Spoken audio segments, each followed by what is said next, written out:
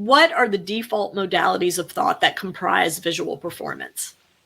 Yeah, it's really interesting to me how nearly 100% of the players who come to me for their first lesson they're actively trying to figure out what's wrong.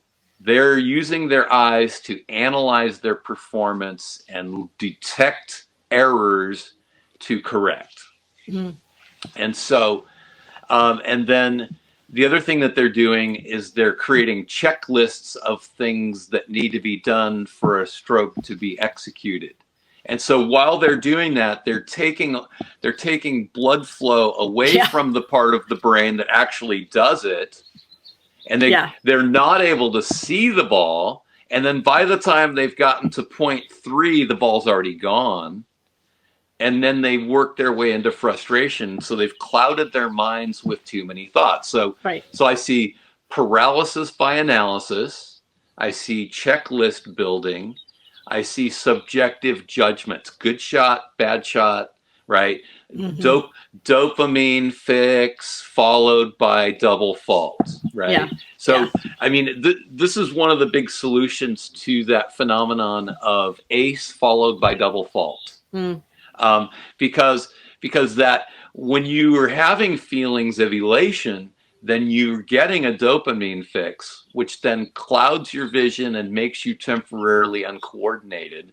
So you need that cleansing breath to get that out of there. And you need to talk yourself back into being ready for the next point and fully engaged. So, I mean, you don't see the very top players going, woohoo, after an ace at 3-2 in the second set. Right.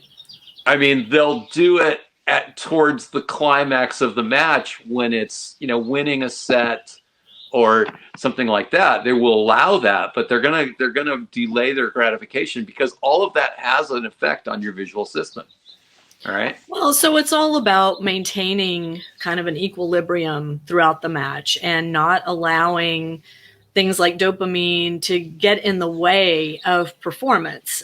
Because as you just explained, when your body produces dopamine, you're in a temporary state of paralysis. Your brain's not functioning at full capacity. Your vision's not functioning at full capacity.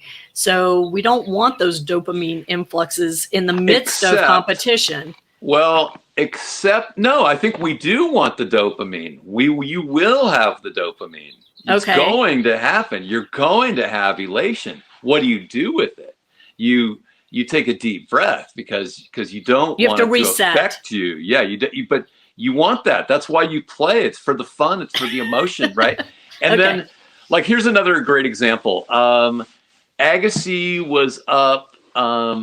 It was set apiece, and Agassi was up a break in the third set against Federer at the U.S. Open. Okay.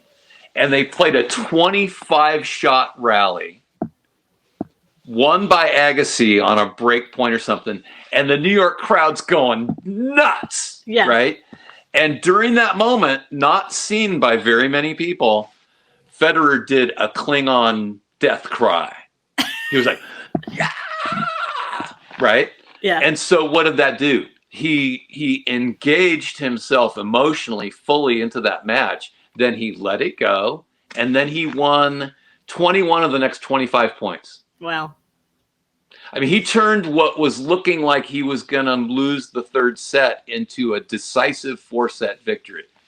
And so yeah, I mean, emotional engagement also helps you to get your awareness and your alertness to a certain level. So it's generally true that you want to be more calm and serene before serving, and you want to be more activated and alert before returning.